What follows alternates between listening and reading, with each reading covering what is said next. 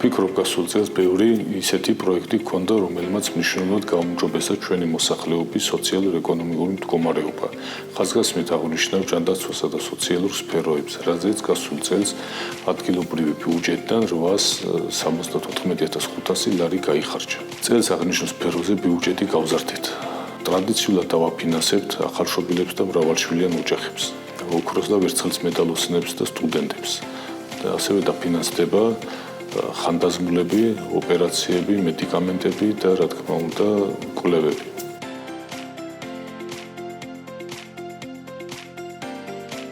ჯანდაცვის სოციალურ მიმართულებებზე 2025 წელს 1,113,000 ლარი გამოიყო ადგილობრივი ბიუჯეტიდან. საიდანაც 150,000 ლარი ახალ პროექტს მოხმარდება. რამოდენიმე დღის წინ ყაზბეგის მუნიციპალიტეტის მერიასა და შპს ფენიქს შორის გაფორმდა ურთიერთთანამშრომლობის მემორანდუმი.